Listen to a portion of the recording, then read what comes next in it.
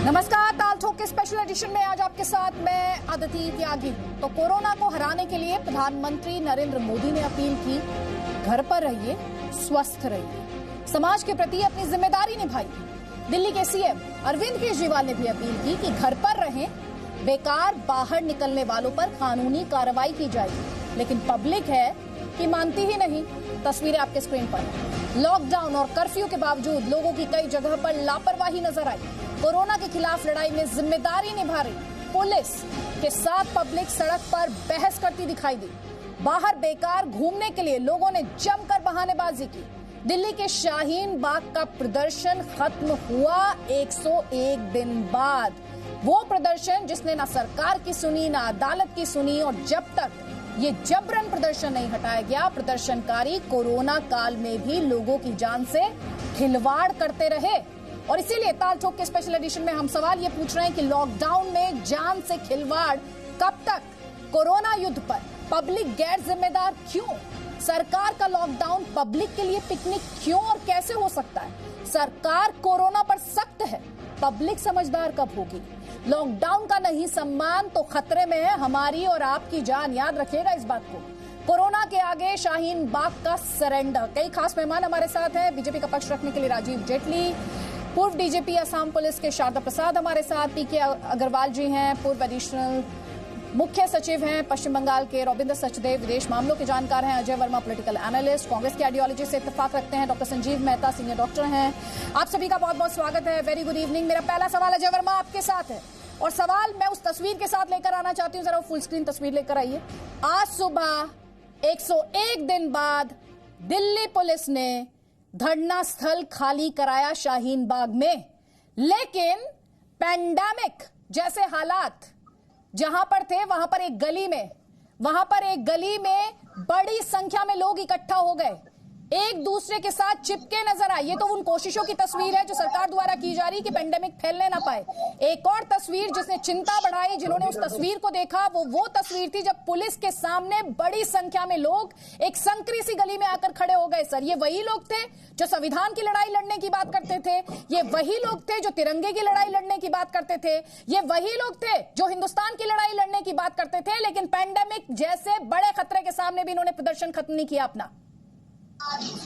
देखिए अदिति, मैं ये बताता हूं कि देश से बड़ा और जान से बड़ी कोई चीज नहीं है। जो ये महामारी इस वक्त जो फैली हुई है पूरे संसार में, ये सब चीजों को बुलाकर केवल इससे हमें लड़ाई लड़ना है, हमको सबको मिलकर इसके साथ लड़ना है।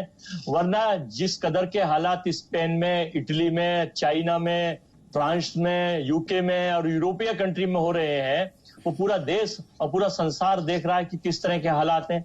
भारत एक बहुत समृद्ध और बड़ा देश है, और मैं ये उम्मीद करता हूं कि देश की सरकार और हम सब लोग मिलकर इस वक्त सारी चीजों को भूलकर जनता के हितार्थ, देश के हितार्थ, और ये अपील करना चाहता हूं आपके इस विशेष चैनल से कि आप जागरूकता के साथ लगे हुए हैं कि इस तरह की जो घटनाएं लोग कर रहे हैं, वो कोई भी हो, वो बिल्कुल ठीक नहीं कर रहे हैं। चाहे वो किसी भी दल के हो, किसी भी पार्टी के हो, किसी भी समर्थन के हो, किसी भी धरना प्रदर्शन करने वाले हो, जान से पहले और देश इससे पहले, और इससे पहले कोई बड़ी चीज नहीं होती। अरे वो बुद्धिजीवी कहाँ छिपे हुए हैं अजय वर्मा जी?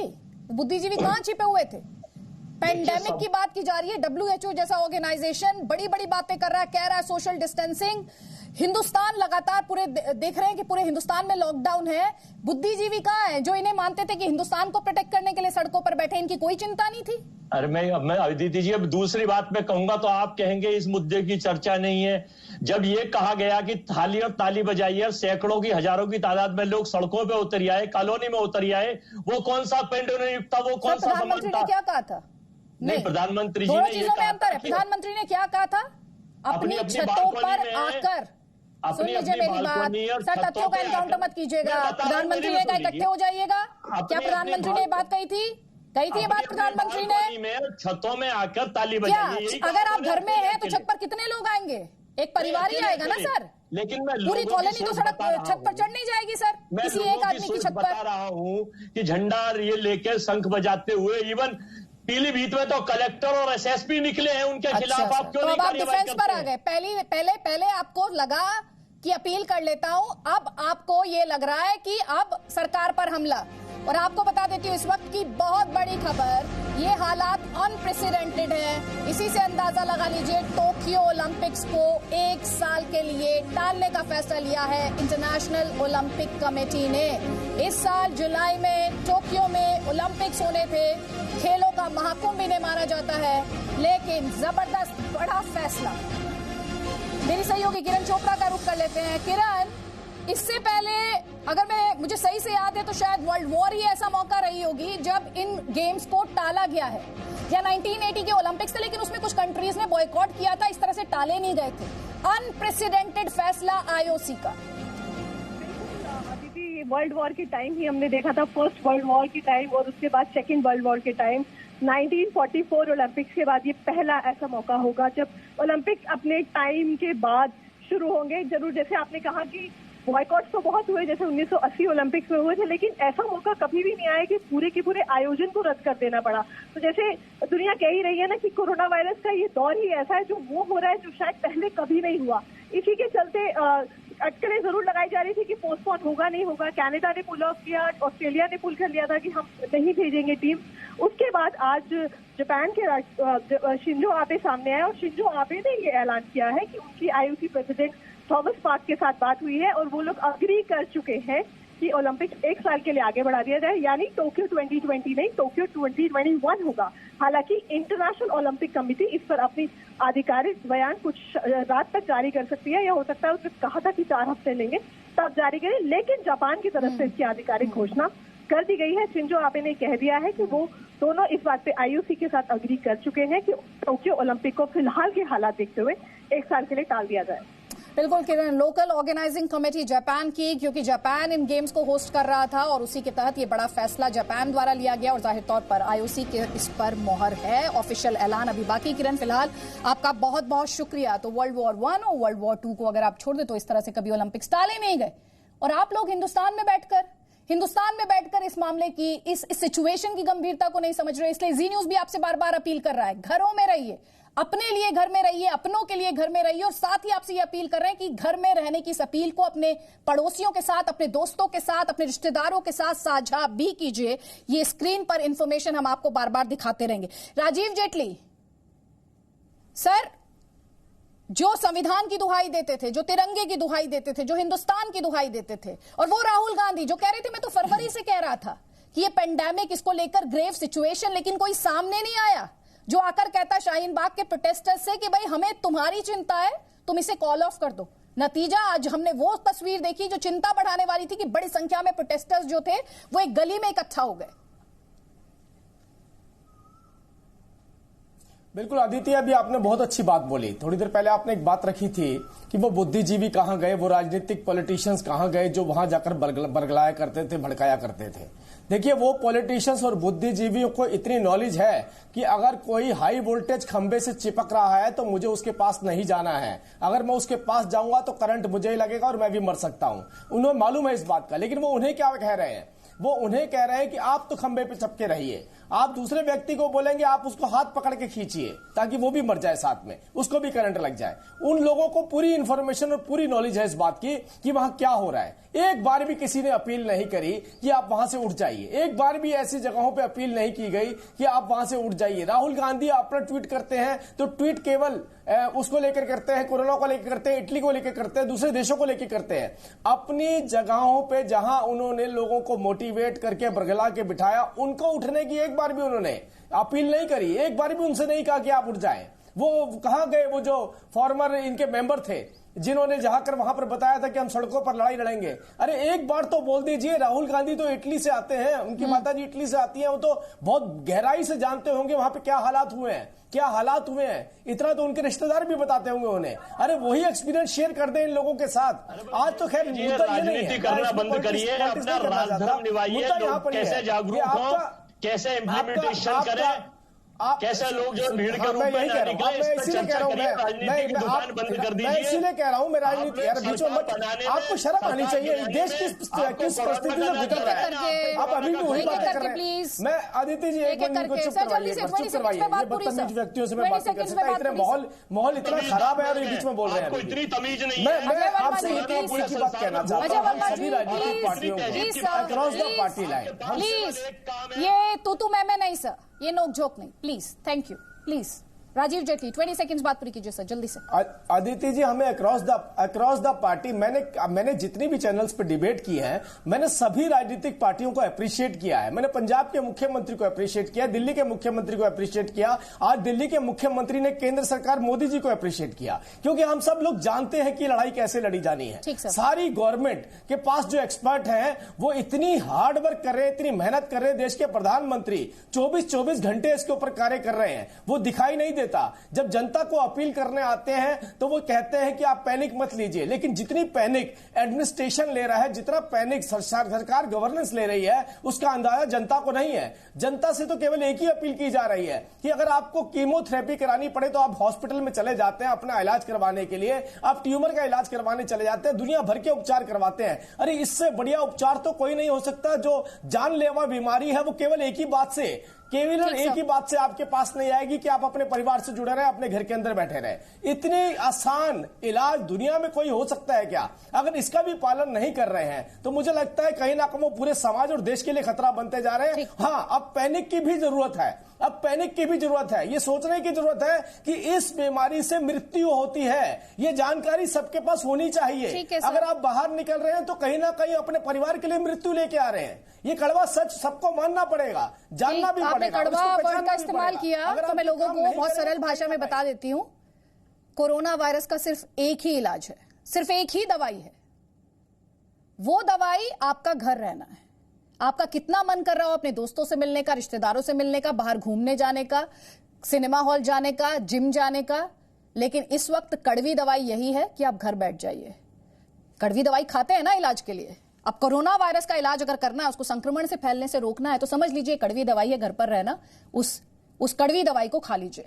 शारदा प्रसाद जी, आज पूरे दिन तस्वीरें आई सर, पूरे दिन तस्वीरें आई। पुलिस ने अपनी तरफ से पूरी कोशिश की कि लोगों को बड़ी संख्या में बाहर निकलने से रोका जाए। कहीं पर उठक बैठक कराई गई, अपने अपने तरीके से पुलिस ने कंट्रोल करने की कोशिश की है सर। एक तरफ ये शाहीन बाग के प्रोटेस्टर्स थे सर, जिनको खुद ही हट जाना चाहिए था, लेकिन जब पुलिस ने जाकर हटाया है तो बावजूद उसके ये लोग बड़ी संख्या में सड़क पर आ गए थे। और जहां दूरी की बात की जा रही है, सोशल डिस्टेंसिंग की बात की जा रही है, वहां ये लोग एक दूसरे से चिपक कर खड़े हुए थे। वहीं दूसरी तरफ लोग हैं।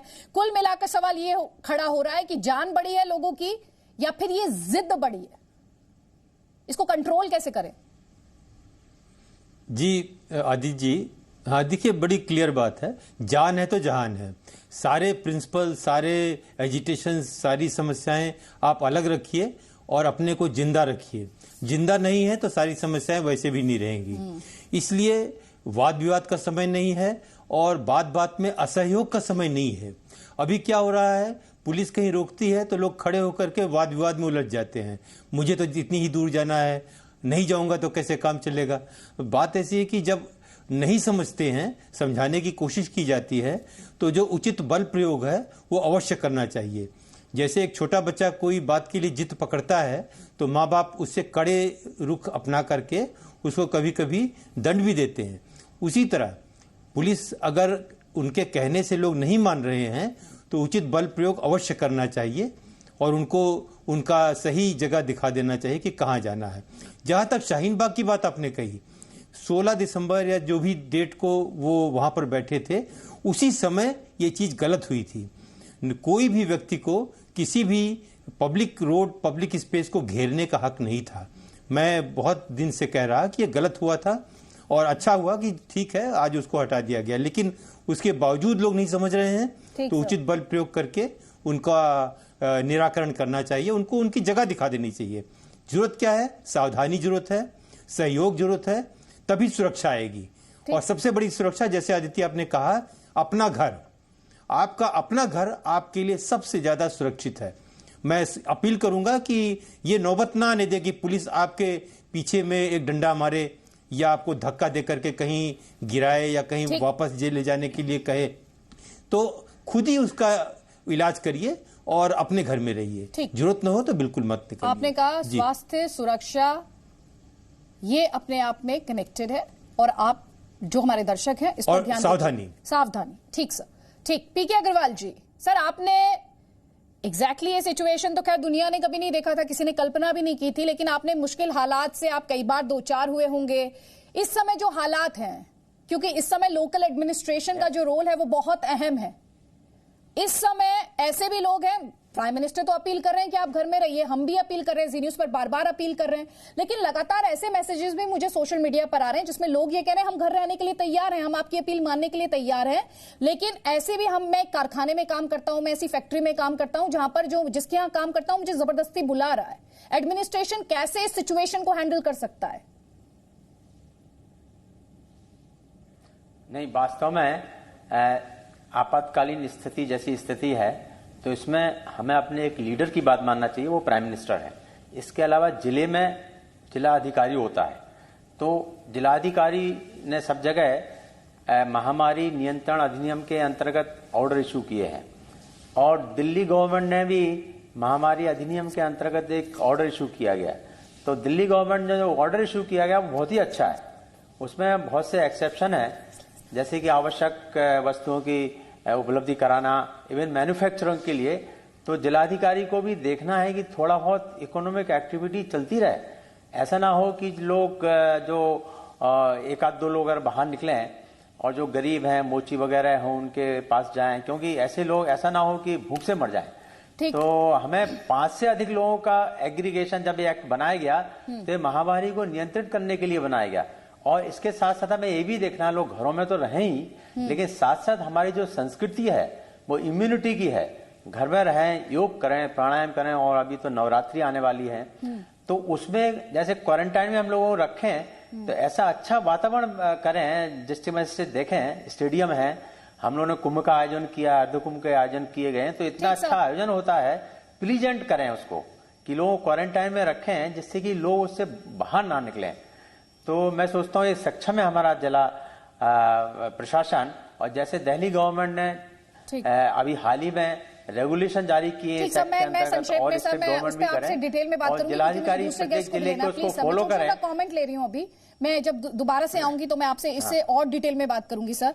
यहाँ पर डॉक्टर संजीव मेहता, इस समय हम स्टेज 2 में हैं, हम स्टेज 3 की दहलीज पर हैं, इसीलिए लॉकडाउन, इसीलिए कर्फ्यू।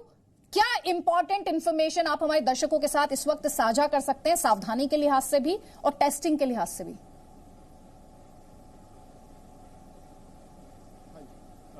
Thank you. पहली बात तो आपने बहुत अच्छा कहा कि इस बीमारी का एक ही इलाज है, वो है 14 दिन अपने घर में रहना। मैं एक चीज और कहूंगा इसमें आपके दर्शकों को कि या तो आप 14 दिन अपने घर में रहिए, लेकिन अगर ये ना हो कि आपको बीमारी हो जाए तो 14 दिन आप हॉस्पिटल और आईसीयू में रहेंगे और आपके फैमिली पूरा 14 दिन क्वारंटीन में रहेगी। सो क्या ये बेहतर नहीं है कि आप घर पे रहें हालांकि आप बाहर जाएं? सो प्लीज इस जो इंस्ट्रक्शंस दी गई हैं गवर्नमेंट से कि आप 14 दिन घर पे रहिए, वो बहुत महत्वपूर्ण है और इसका पालन करना चाहिए। और ये इसलिए भी बहुत जरूरी है क्योंकि जैसे आपने कहा अब हम स्टेज 2 पे हैं और 3 की दलीज पे हैं, और अगर हम बाहर घूमने शुरू कर दें तो ये कम्युनिटी में स्प्रेड हो जाएगी और स्प्रेड होने से लोगों को फैल जाएगी। आप सोचिए अगर एक इंसान रोज अगर 10 या 15 लोग को भी मिलता है नॉर्मल में, मैं तो कहूंगा शायद 50 या 100 लोग को मिलता है, और अगर ट्रेन में जा रहे हैं बॉम्बे की तो उनको कम से कम 500 आदमी मिलता है, तो कितनी तेजी से ये महामारी फैल सकती है ये आप खुद अंदाजा लगा सकते हैं। सो इसलिए बहुत आवश्यक है कि इस इंस्ट्रक्शंस का पालन करें और इसको बढ़ने से रोक लें। आपने कहा टेस्टिंग के बारे में, टेस्टिंग अब शुरू हो रही है और ये अच्छा है क्योंकि अभी प्राइवेट हॉस्पिटल्स में और हर जगह टेस्टिंग होगी तो हमें एक बीमारी का पूरा अंदाजा लगेगा कि कितनी फैली हुई है, उससे हमारी रिस्पांस ज्यादा अच्छी हो सकती है और लोगों को उसको सही इलाज भी हो सकता है। आज वैसे भी एक स्वदेशी किट की खबर आई, उस पर और ज्यादा डिटेल में मैं आपसे बात करूंगी क्योंकि एक किट से 100 मरीजों पर यह टेस्ट किया जा सकता है। रोबिंदर सचदेव, मैं आऊंगी आपके पास, लेकिन उससे पहले थोड़ी देर पहले कोलकाता की रहने वाली अमृता साहा के बारे में हमने बताया था कि वो कोरोना से संक्रमित हैं, लेकिन यहाँ स्पष्ट कर दें ऐसा नहीं है। हमें इस बात का खेद है कि हमने आपको गलत जानकारी दी। एक विमान कंपनी की cabin crew member Amrita Saha corona से संक्रमित नहीं है। कुछ लोग अमृता साहा और उनके परिवार के साथ गलत व्यवहार कर रहे हैं, बिल्कुल नहीं किया जाना चाहिए। जी न्यूज कोलकाता के सभी लोगों से अपील कर रहा है कि अमृता साहा और उनके परिवार का पूरा सम्मान किया जाए और किसी भी हालत में ना तो उनका बहिष्कार किया जाना चाहिए और ना ही उनके साथ किसी तरह का दुर्व्यवहार होने पाए। ट्विटर पे हमने देखा एक वीडियो किस तरीके से वायरल हुआ है, जहां पर एक प्राइवेट एयरलाइंस की कैबिन क्रू के साथ काफी खराब व्यवहार किया गया उनके पड़ोसियों की तरफ से, और उनके साथ ही साथ उनकी माता को भी परेशान किया गया। हमारे साथ है वो अमृता साहा, उनसे बात करेंगे। आप बताइए कब ये घटना घटी और पूरी डिटेल से बताइए क्या हुआ आपके और आपकी माँ के साथ।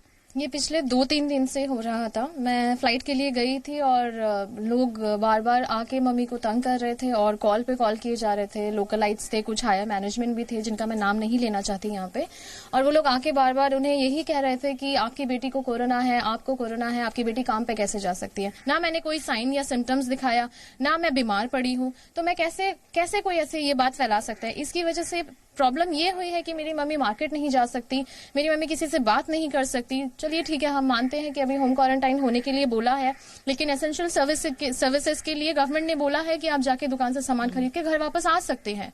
मेरी मम्मी जब मार्केट जाती हैं तो उन्हें वहीं पे 10 लोगों के सामने कुछ लोग ह्यूमिलेट करके बोलते हैं कि आपकी हिम्मत कैसे होती है मार्केट में आने की। So this was very humiliating. She is a 60+ year old lady जिनके लिए ये सहन करना बहुत मुश्किल है। जब वो मार्केट में जाती है ये सब का वो एक तो सामना करती है, प्लस जब वो दुकान जाती है कुछ खरीदने के लिए उन्हें दुकानदार मना कर देता है कहकर कि हम आपको सामान नहीं देंगे क्योंकि आपकी बेटी को कोरोना है और क्या पता आपको भी वो इन्फेक्शन हुआ हो। और जी न्यूज की अपील की बात कर लेते हैं। जी न्यूज लगातार ये अपील कर रहा है कि आप घरों में रहिए, एहतियात बरतिए, सावधानी बरतिए, क्योंकि कोरोना वायरस के संक्रमण को रोकने की सिर्फ यही एकमात्र दवा है। लॉकडाउन में घर से बाहर मत निकलिए, सरकार के दिशा निर्देशों का पालन कीजिए, लापरवाही मत कीजिए, अफवाहों से बचिए, दूसरों को भी बचाइए, जिम्मेदार नागरिक होने का फर्ज निभाइए। राष्ट्र धर्म, राष्ट्र सेवा और राष्ट्रीय कर्तव्य इस वक्त आपका यही है। साथ ही ब्रेक में जाते जाते आपसे ये भी अपील हमारी कि आप अपने दोस्तों, साथियों, पड़ोसियों, रिश्तेदारों सबसे ये जानकारी साझा करें कि लोग घरों में ही रहें। साथ ही जो लॉकडाउन का पालन ना करें उन पर कार्रवाई हो। एक छोटे से ब्रेक के बाद लौट जाए। जी हाँ, हम लगातार यही सवाल पूछ रहे हैं कि जो लोग लॉकडाउन का या कर्फ्यू का सम्मान नहीं कर रहे हैं, जान बड़ी है या फिर जिद, चाहे वो शाहीन बाग के प्रोटेस्टर्स हों या फिर वो लोग हों, ना लॉकडाउन को सम्मान दे रहे हैं ना कर्फ्यू को। कई खास मेहमान लगातार हमारे साथ बने हुए हैं। रविंद्र सचदेव, आपका रुख करना चाहती हूँ। बार बार हमारे जो दर्शक अक्सर ये बात उन्होंने सुनी है बीते 15 दिनों में, 20 दिनों में, भारत स्टेज 3 में ना जाने पाए, हिंदुस्तान स्टेज 2 में है, स्टेज 3 में ना जाने पाए। बस ये 2-3 बातें अपने दर्शकों के सामने रख दूं, उसके बाद मैं चाहूंगी कि आप इटली के एग्जाम्पल से और चाइना के एग्जाम्पल से बताएं कि स्टेज 3 से हिंदुस्तान कैसे बच सकता है। तो इटली में जब 3rd स्टेज की बात आती है तो क्या होता है? स्टेज 2 में आप संक्रमण को रोक सकते हैं, स्टेज 3 में संक्रमण कई गुना बढ़ जाता है। इटली में 3रे स्टेज में 2 हफ्ते में ही 25 गुना ज्यादा मौत होने लगी। ईरान में 3रे स्टेज में 2 हफ्ते में 11 गुना ज्यादा मौत हुई, यानी 145 से 1812। स्पेन में 3रे स्टेज में 7 दिनों में 7 गुना ज्यादा मौत, 288 से लेके 2311। अब इटली के मुकाबले भारत की जनसंख्या 22 गुना ज्यादा है, तो आप समझ लीजिए स्टेज 3 कितनी विस्फोटक हो सकती है। रविंद्र सचदेव, एग्जाम्पल्स हमारे सामने हैं। हालांकि चाइना से ही इस वायरस की शुरुआत हुई, लेकिन चाइना ने ही फिर वुहान सिटी ने ही इसे कंट्रोल किया है। हिंदुस्तान क्या कर सकता है स्टेज 3 में जाने से बचने के लिए? एक दो चीजें जो आप बात कर रही हैं कि वायरस कितनी तेजी से फैल रहा है, एक आंकड़ा जो कल या आज वर्ल्ड हेल्थ ऑर्गेनाइजेशन ने दिया, आई थिंक इससे आपके दर्शकों को अंदाज होगा कितनी तेजी से फैलता है। पहले 1 लाख केसेस जो इस वायरस के आए वो 67 डेज में आए। मान लीजिए 70 दिनों में 1 लाख केसेस आए दुनिया में। अगले 1 लाख केस 11 दिन में आ गए, उसके अगले 1 लाख केस 4 दिन में आ गए हैं। तो आज जो 3 लाख के करीब दुनिया भर में केसेस हैं, देखिए कितनी तेजी से फैल रहे हैं। पहली बात तो ये मल्टीप्लायर और मल्टीपल्स पे जा रहा है। ये चाइना का जो एग्जाम्पल है एक तरह से अच्छा एग्जाम्पल भी है, अनफॉर्चुनेट सिचुएशन, हमें काफी कुछ सीखने को, और इटली का एग्जाम्पल भी अच्छा है, और मैं तो कहूंगा अमेरिका का एग्जाम्पल भी अच्छा है सीखने को हमारे लिए। देखिए, चाइना ने अपने वुहान में पहले तो काफी इस मामले को दबाया छुपाया, पर जब उसे लगा कि यह मामला तो एक तरह से निकल गया बाहर हाथ से, तो उसने बहुत ही एग्रेसिवली से कंटेन किया। तो चाइना एक पूरा पीक, एक कर्व लेके आ गया है वहां पर। इटली में उन्होंने देरी कर दी, यही जो लॉकडाउन कहिए कि लोगों को घर में रहने की जो हिदायत देने में उन्होंने परवाह नहीं करी। इनफैक्ट यूरोप में सारे देश जो हैं, इटली, स्पेन, फ्रांस, जहां तक कि इंग्लैंड भी और जर्मनी भी, इन्होंने देरी कर दी। शुरुआत में इन्होंने इसको इतना सीरियसली नहीं लिया कि पूरा का पूरा अपनी पॉपुलेशन को बोले कि अपने घरों में रहे। इनफैक्ट अमेरिका ने भी ये गलती कर दी है। ट्रंप पहले महीने भर फरवरी तक तो ये कहते रहिए वायरस तो चला जाएगा, कुछ नहीं है। सडनली ट्रंप को रियलाइज हुआ है कि ये इतनी बड़ी प्रॉब्लम बन गई है। तो इन सब के मुकाबले में I think Bharat, by the way, हम थोड़े लकी भी हैं कि हमारे यहां थोड़ी देर से पहुंची है बीमारी, और हमने कुछ सीखा भी, और हम एक्टिव लीडरशिप लेके इमीडिएटली ये हम जो लॉकडाउन में जाने की बात कर रहे हैं। एक कॉन्क्रीट एग्जाम्पल भी है जो चाइना से हम सीख सकते हैं, जो कि मैं रिक्वेस्ट करूंगा आपके माध्यम से एंड जी न्यूज, और आप इस चीज को आगे बढ़ा भी सकती है मेरे ख्याल से। ये जो भी बात है कि आप लोग अपने घर में रहे, हम सब मान लिया 14 दिन, पर देखिए इस दौरान आपको घर से बाहर जाकर के कुछ सब्जी या दूध या कोई चीज कभी ना कभी लानी पड़ती है। तो वुहान में चीन सरकार ने क्या करा था, आपको शायद याद होगा अदिति जी, उन्होंने एक रिक्वायरमेंट कर दी थी, हर घर से केवल एक आदमी जा सकता है 2 दिन में एक बार, क्योंकि अदरवाइज हमारे यहां हम बोले जी मैं तो जा रहा हूं, मैं सब्जी लेने जा रहा हूं, मेरे को ये काम है, मेरे को वो काम है। इसको भी हमें कट डाउन करना चाहिए अगर हम सीरियसली कट डाउन करना चाह रहे हैं, क्योंकि वो तो हमें अलाउ करना पड़ेगा ना, आपको घरों से कुछ ना कुछ तो जाना पड़ेगा, कुछ ना कुछ हो सकता है आपके काम के लिए। तो 2 घंटे की विंडो 2 दिन में once for 1 member of family, ताकि वो अर्जेंट कुछ काम है, एटीएम से कैश लाना है, घर के कामों के लिए वो ले आओ, या जो भी कुछ कर लो। तो एक कॉन्क्रीट चीज और ऐड होनी चाहिए मेरे ख्याल से, ताकि आपके जो व्यूअर्स हैं उसको इस हिसाब से देखें। अब जहां तक दूसरी बातें रही, ये तो रही बात जो जनता की है। इसके अलावा हम जो देख रहे हैं दुनिया भर में, चीन ने जो करा और इटली में जो हो रहा है और अमेरिका जो कर रहा है, वहां की सरकारें ऑब्वियसली वो स्टेप्स ले रही हैं टेस्टिंग किट्स को जल्दी बनवाने का, वेंटिलेटर्स जो चाहिए हर देश में कम है, क्योंकि आप एक्सपेक्ट नहीं करते इतने सारे एक साथ वेंटिलेटर्स चाहिए हो। तो जो वेंटिलेटर्स बनाने वाली कंपनी है या जो दूसरी कंपनीज है, मान लो कोई ऑटोमोटिव कंपनी है, जैसे अभी आनंद महिंद्रा ने कहा है कि हम रेडी हैं वेंटिलेटर्स बनाने को, तो वैसी कंपनीज जो कि इमीडिएटली इस तरह की चीजें बना सकती हैं जो इस दौरान हमें चाहिए अर्जेंटली, उनकी तैयारी करना। एंड आई थिंक वही हमारी इस समय एडमिनिस्ट्रेशन की तैयारी चल रही है सारी। But yes, you are absolutely right, हमारी तरफ से देखिए ताली दोनों हाथ से बजेगी अगर हमें इसको भगाना है। तो सरकार और एडमिनिस्ट्रेशन जो करे, हमारी तरफ से वही आप जो हम बार बार कह रहे हैं, बेस्ट इज कि अपने घर में रहिए, एक तरह का इसे रेस्ट और रिक्रिएशन मानिए, एक ब्रेक मिला है आपको अपनी लाइफ में, एंजॉय कीजिए, घर में नई हॉबीज कल्टीवेट कीजिए, थोड़ा फैमिली के साथ और टाइम स्पेंड कीजिए, अपनी क्रिएटिविटी कीजिए और घर रह करके इसको काउंटर कीजिए। ठीक ठीक ठीक ठीक ठीक ठीक। अजय वर्मा, पहले सरकार एक्शन नहीं ले रही, सरकार ने एक्शन ले लिया तो अब वैसे नहीं ले रही, लोग मान नहीं रहे। सर अब तो एक साथ आने का वक्त है सर, अब नुक्ताचीनी का वक्त नहीं है, अब सहयोग का वक्त है।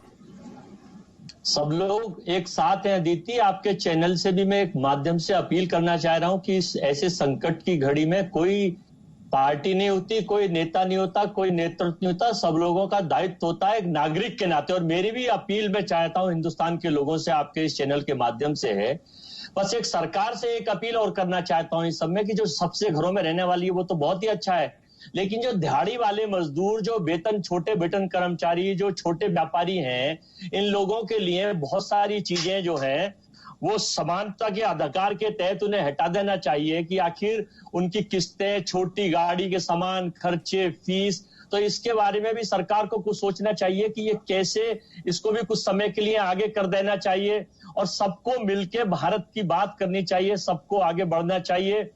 इसमें पार्टी का कोई मतलब नहीं है।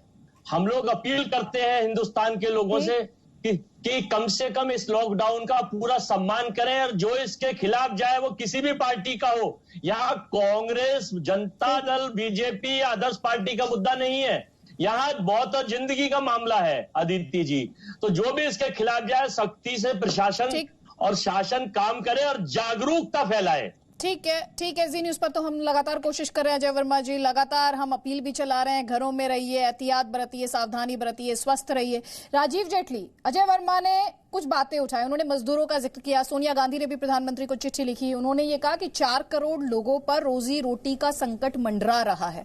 हम यहाँ पर जनता की जिद की बात तो कर रहे हैं, पर कुछ मजबूरियां भी हैं। जैसे कि मैंने बताया, कई लोगों ने हमें ये मैसेज किया कि वो तो घर बैठने के लिए तैयार हैं, वो तो इसका सम्मान करना चाहते हैं, लेकिन जहां वो काम करते हैं प्रेशर वहां से आ रहा है। प्रधानमंत्री ने खुद ही अपील की थी कि भाई कॉर्पोरेट्स हैं, कंपनियां हैं, वो लोगों को घरों में रहने दें। इस पर कैसे आप आगे बढ़ेंगे? ये एक चैलेंज है आपके लिए इस समय। नहीं अदिति, मैं बिल्कुल आपकी बात से सहमत हूं। राज्य सरकारों ने, आपने देखा उत्तर प्रदेश कल हरियाणा के मुख्यमंत्री, सभी राज्य सरकारों ने इस बात के ऊपर कदम उठाए हैं। आज गुजरात के मुख्यमंत्री जी भी इस बात को रख रहे हैं कि जो डेली वेजेस पे काम करने वाले लोग हैं उनको भी एक सिक्योरिटी, एक सुरक्षा दी जाए, चाहे उनको राशन मुहैया करवाया जाए। वो सारी हम ऐलान कर चुके हैं उन बातों का, लेकिन ये कोई ये सब कुछ ये कंप्लीट नहीं है, बहुत कुछ करने की जरूरत है।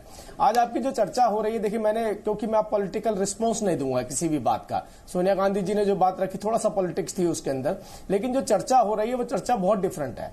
हमें एक महामारी से जूझना है, हमें एक बीमारी से जूझना है। क्या ऐसे हालात, जैसे हालात आज हैं, जिसके अंदर राज्य सरकारों को राशन मुहैया करवाना पड़ रहा है, सिक्योरिटी देनी पड़ रही है, क्या इससे भी बदतर हालात हम चाहते हैं? क्या हम चाहते हैं कि ऐसे हालात हो जाएं जिसके अंदर, जैसे आपने देखा, जो समृद्ध लोग हैं, अमेरिका हो गया, इटली हो गया, इटली नंबर 2 में गिना जाता है पूरी दुनिया के अंदर हेल्थ सर्विसेज के अंदर, बावजूद उसके उनके प्रेसिडेंट को बाहर निकल करके आपने देखा भावुक होकर रोना पड़ा टीवी के ऊपर आकर। उन्होंने कहा कि हमारे डॉक्टर सरेंडर करते चले जा रहे हैं। तो मैं एक आग्रह करना चाहता हूं, कोई भी राजनीतिक पार्टी हो, सोनिया गांधी जी कोई भी हो, अगर उनके पास ये सुझाव है कि बीमारी से कैसे लड़ना है, तो ये सुझाव तो वो बार पहले भी देते आए हैं। ये एक राजनीतिक सुझाव होते हैं, इसको जरूर अमल करेंगे। ये हमारा दायित्व बनता है, ये हमें खुद देखना है। इसके लिए हमें सोनिया गांधी जी के किसी और के सुझाव की जरूरत नहीं है। सरकार कंसर्न है इस बात के लिए कि मैं हर व्यक्ति तक, गरीब से गरीब व्यक्ति तक कैसे उसको सुरक्षा दूं, उसको खाना भी पहुंचाऊं, उसको बिजली भी दूं, उसको पानी भी दूं, और उसकी सैलरी, उसकी तनख्वाह भी ना कटे। सुझाव पर अमल होना चाहिए सर। सुझाव कहीं से भी आए, किसी का भी हो, लेकिन अगर उस सुझाव से आप किसी चुनौती का सामना कर सकते हैं सर, तो उस पर जरूर अमल होना चाहिए, फिर चाहे वो सोनिया गांधी का सुझाव हो या फिर मेरा या फिर किसी आम नागरिक का। शारदा प्रसाद जी, तस्वीरें लगातार पुलिस की चल रही हैं सर, लेकिन यहाँ पर हमारे कई दर्शक हैं और हम ये जो प्रोग्राम चला रहे हैं, हम इसे प्रोग्राम नहीं कहते एक्चुअली, हम इसे कहते हैं ये जागरूकता अभियान है। बहुत सारे दर्शक, क्योंकि यहाँ पर हम लोगों की जिद की भी बात कर रहे हैं, लोगों की जान की भी बात कर रहे हैं और लोग अपनी रोजमर्रा की जिंदगी की भी बात कर रहे हैं। लोग ये कह रहे हैं मुझे अगर बेसिक चीज की जरूरत है, मैं कैसे अपने दिन को प्लान करूं कि कर्फ्यू का भी पालन कर पाऊं और साथ ही जो मेरा काम है, जो घर पर भी मेरी जरूरत है बैठकर, जो बेसिक जरूरत है उसे भी पूरा कर पाऊं। उस बारे में सर 2-3 बातें अगर आप बता पाएं संक्षेप में। देखिए, जब भी हम इस पर कोई डिस्कशन करें तो एक चीज ये समझना चाहिए कि दुश्मन हमारा अदृश्य है, दुश्मन हमको दिखाई नहीं दे रहा है, लेकिन हमको अटैक कर सकता है। इसलिए इस परिप्रेक्ष्य में हर आदमी को सावधान होना है, और ये कहना कि मुझे हर 10 मिनट पर बाहर निकलना ही पड़ेगा, ये बड़ी बेवकूफ़ी वाली बात है, अपने को ही नुकसान करने वाली बात है। और मैं भी एक गृहस्थ का काम करता हूँ, बहुत होगा तो दिन में एक बार, ज़्यादा से ज़्यादा 10 मिनट का काम है, जो कि आप जाके बाहर करके आ सकते हैं, सारे दिन का इंतजाम कर सकते हैं। अगर आवश्यक हो तो घर में बैठ करके तसल्ली से एक लिस्ट बना लीजिए, क्या क्या सामान बाहर से लाना है उसकी लिस्ट कर लीजिए। कोई सामान आप पूरे हफ्ते का 1 दिन में ला सकते हैं, कोई सामान 3 दिन का 1 दिन में ला सकते हैं, कोई सामान हो सकता है डेली लाना पड़े, पर एक दिन में एक आदमी को एक बार से बाहर जाने की आवश्यकता तो नहीं, मुझे तो नहीं दिखती है। और जो तफरी के लिए बाहर जाना चाहते हैं या देखना चाहते हैं कि कर्फ्यू कैसा होता है, तो उनका स्वागत उसी प्रकार करना चाहिए जैसा कि पुलिस कर रही है। तो इसलिए मैं कहूँगा कि सबको खुद समझदारी आनी चाहिए। समझदारी नहीं आती है तो जो वहां पर प्रशासन के अफसर हैं, जो पुलिस वाले हैं, वो उनको समझदारी सिखाएंगे। ठीक है अग्रवाल जी, बार बार इस बात को दोहरा रही हूं, ये पेंडेमिक है, इसे पूरी दुनिया इस समय चैलेंज को फेस कर रही है। सर, मैं ये चाहती हूं आप 3 कदम या 4 कदम जो प्रशासन भी उठा सकता है ताकि स्मूथ रनिंग हो, एडमिनिस्ट्रेशन ले सकता है ताकि लोगों को दिक्कत ना हो। देखिए, पहला तो यह है कि जो महामारी अधिनियम है, इस सब अधिनियमों के ऊपर है। 1897 एक्ट में लिखा है कि जब कोई और दूसरा अधिनियम प्रभावकारी ना हो तो यह अधिनियम होगा। और दूसरे, इस समय इसेंशियल कमोडिटीज एक्ट भी प्रभावी है। अगर कोई चोर चपाटी करता है तो जिलाधिकारी को पावर है कि वो जो distribution of food and supplies items हैं और दूसरे आइटम्स हैं उनको नियंत्रित कर सकते हैं। और तीसरा, मैं सबसे पहले कहना चाहूंगा कि हमारे देश में प्रिवेंटिव ही नहीं, पॉजिटिव साइड भी देखना होगा हमें कि घर पर बैठ के लोगों को अच्छा मीडिया के थ्रू अच्छे प्रोग्राम आए, सब समय कोरोना ही ना आए, कि जिससे लोग घर से बाहर ना निकलें। मतलब लोगों का एंटरटेनमेंट थोड़ा बाहर, उनका दिमाग कोरोना से, घबराहट से बाहर आए। क्योंकि इतना भी देश में पैनिक की अवस्था नहीं है, प्रिकॉशन की अवस्था अवश्य है। तो मैं ये भी अपील करूंगा कि जैसे हमारे संस्कृति में है, अभी नवरात्रि आने वाली है, घर में यज्ञ करना। और ऐसा ही नहीं कि हिंदू धर्म में ही हो, ईसाई धर्म में ही खाने के पहले हाथ धोया जाता है, मुसलमानों में भी मस्जिद की नमाज पढ़ने के पहले हाथ धोया जाता है। तो ये सब परंपराएं बड़ी समृद्ध परंपराएं हैं। तो हमारे देश में घर में रहने की ही बात है। जो बुजुर्ग हैं से 60 इयर्स के बाद तो घर में रहना ही है लोगों को, जो वानप्रस्थ होता है, तो ऐसी कोई बात नहीं है। हाँ, युवा लोगों के लिए जरूर एक समस्या हो सकती है, तो उनके लिए मीडिया के द्वारा इतने अच्छे प्रोग्राम आए, ऐसा ही ना हो कि जिससे कि उनका मन लगा रहे, बच्चों का ही मन लगा रहे। और ये सबसे बड़ा चैलेंज आजकल आईटी प्रोफेशनल्स का है कि वो इतना इंटरनेट और घर में सेवाएं दें कि इंटरनेट ठीक चले। अगर आज व्हाट्सएप और ये फेसबुक और ये इंटरनेट ठीक नहीं चलेगा तो लोगों को घर में बैठे ही बहुत असंतोष हो जाएगा। तो वो भी हमें उनको चुनौती स्वीकार करना है और हमारे आईटी प्रोफेशनल को अवसर देना है। और जो भी इस महायज्ञ में लगे हैं स्वास्थ्य कर्मी, उनका सम्मान हुआ है, होता रहेगा। और इससे हम बहुत बड़ा खुशी है कि प्रशासन खुश होगा कि इस महायज्ञ में लगे हुए लोगों का जनता ने इतना स्वागत किया और मोटिवेशन से वो काम करेंगे। तो मुझे आशा है कि जो जिलाधिकारी हैं हमारी प्रशासन की रीढ़ है। हाँ जी, हम तो सब ऐसे फ्रंट लाइन पर जो लोग लड़ाई लड़ रहे हैं उन्हें सेलिब्रेट कर रहे हैं। #Corona fighters. हमारे दर्शकों से भी अपील करती हूँ कि आप अपने कमेंट्स, अपनी राय, आप उन्हें सलाम करना चाहते हैं, उनके लिए कोई मैसेज है तो #कोरोना फाइटर्स पर आप हमें भेज सकते हैं। डॉक्टर संजीव मेहता, मैं जब ब्रेक में गई थी तब भी मैंने किट का जिक्र किया था। आज एक स्वदेशी किट आई जिसमें कहा गया कि 100 मरीजों पर टेस्टिंग की जा सकती है। और सर, दूसरा सवाल, हमारे दर्शक जो देख रहे हैं इस समय घर बैठकर, मैं ये चाहती हूं घर बैठकर एक डॉक्टर होने के नाते वो कौन कौन से एहतियात बरत सकते हैं। हमारे एक दर्शक ने लिखकर भेजा कि जो लोग एटीएम से पैसे निकालते हैं, जो लोग नोटों को छूते हैं, क्या वो भी इस संक्रमण के शिकार हो सकते हैं?